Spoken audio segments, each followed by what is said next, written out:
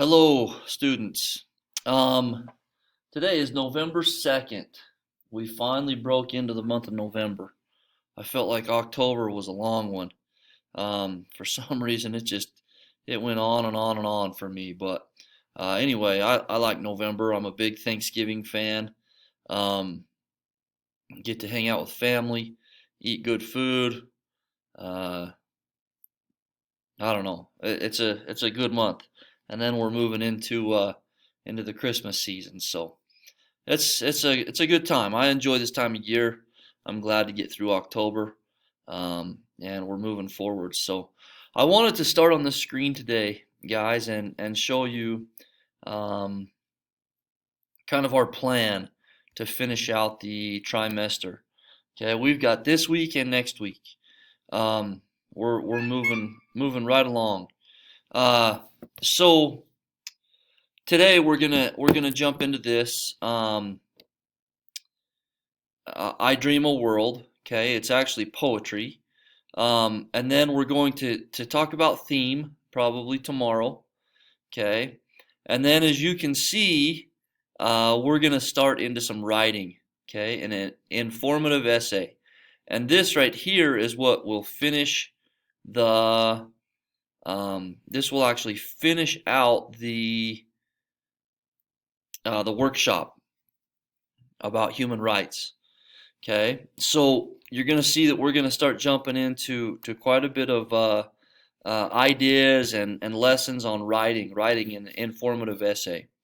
Okay, so kind of prepare yourself for that. All right, for today, let's jump to page 58 and 59. Okay, the do now will be a student's motivation to meet his or her reading goals might come from blank. Okay, I know that I've shared with you guys the pizza party.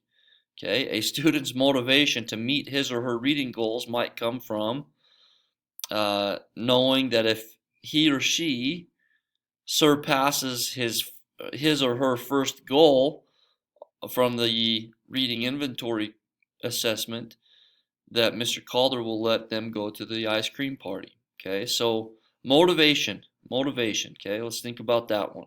That will be your do now.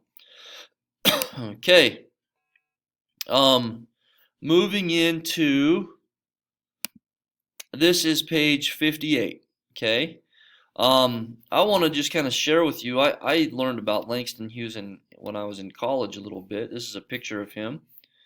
Okay, Langston Hughes was born in 1902. He lived in Harlem and New York City for much of his adult life.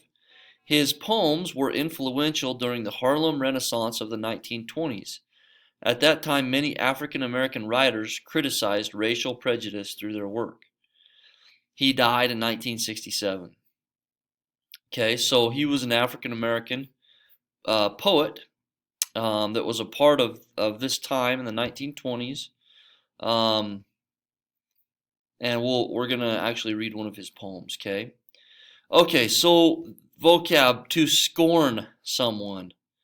To scorn means to blank that you think someone or something is blank. To scorn, to blank, to think that I'm not sure what they're trying to get with that, to be honest.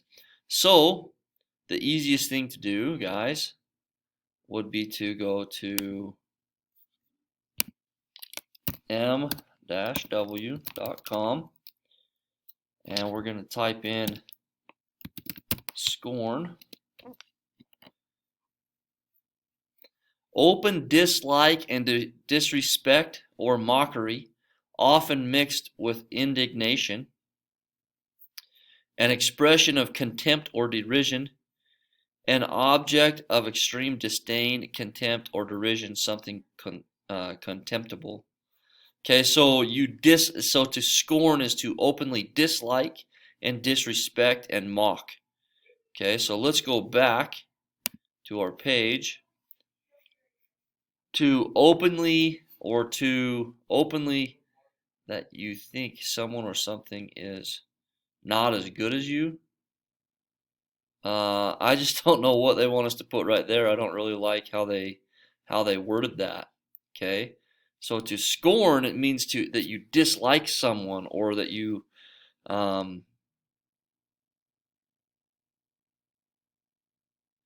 I would say maybe to communicate that you think someone or something is not as good as you, or that someone or something is not cool. Okay, so let's put that. To openly communicate, or to communicate that you think someone or something is not as good as you, or is not as good as it could be, something like that. How will your friends feel if you scorn their opinions? If I frequently scorn my friends' opinions, they will probably feel blank and not want to blank. Okay?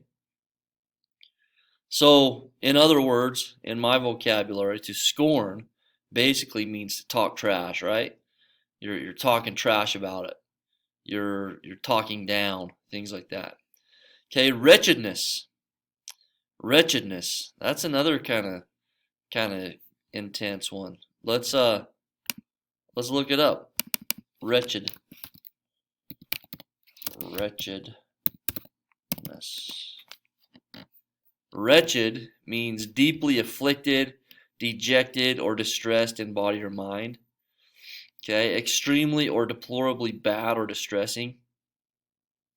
So when you're feeling wretched, when you're in the depths of wretchedness, it's when you're feeling very like, even like picked on, or feeling very down, feeling very frustrated with the way things are going.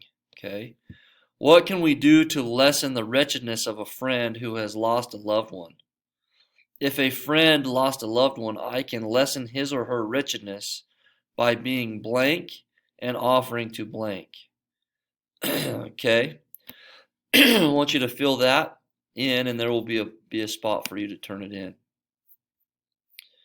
Okay, here's I Dream a World by Langston Hughes.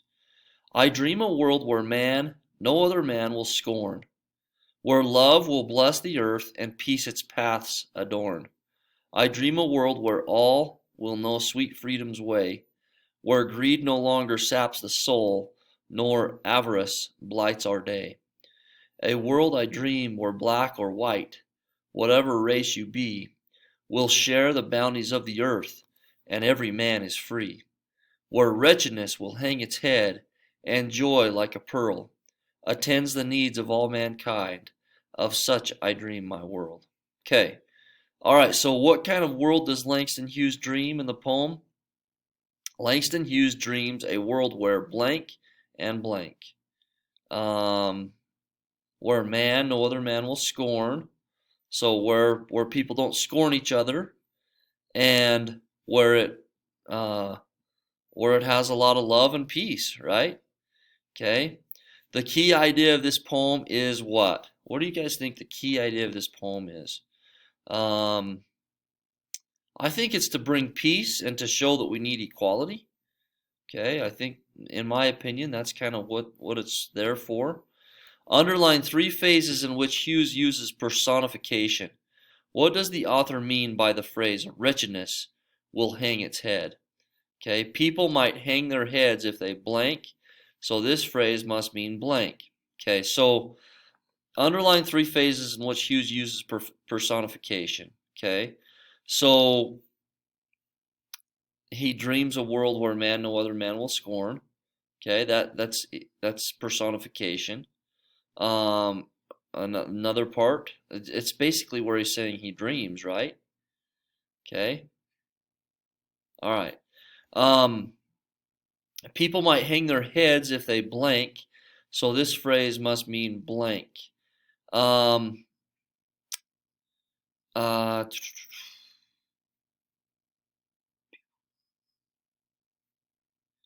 okay, so people might hang their heads if they, did it talk about that? I can't remember if it actually used that phrase.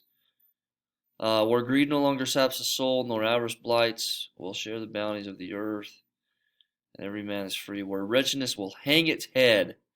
Okay?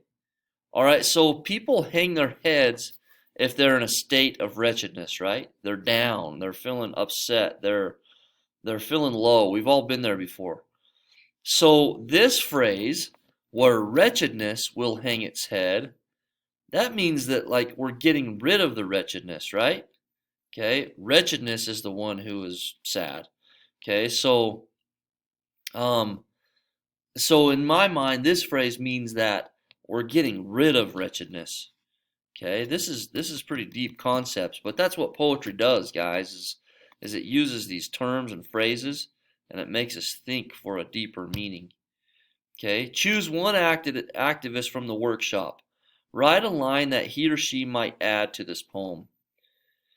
Okay, all right, so now we're thinking back to like John Coffey Annan, Malala.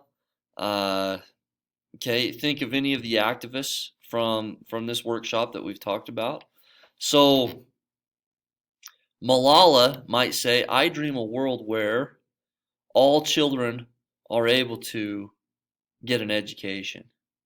Okay, all right, or John Coffey Annan might say, I dream a world where um, child slavery does not exist. Okay. All right. So I'm gonna have you guys turn in both sides today. Okay. Read through the poem, kind of work through it slowly. I've kind of given you some ideas, um, but a lot of times it's important to remember with poetry, it has deeper meanings. Okay. All right. So we could sit and talk about this poem for 2 weeks probably. Okay. It's that deep. It has that much depth. All right. Um, Okay, all right, let's go ahead and pause right there. Do the do now. Okay. Um, we won't write about our weekend this weekend because there's a lot to do with this right here. So do the do now, watch the video, do page 58 and 59, and then jump on to your workshops and get those done. Okay. Thanks so much, guys. Have a good Monday.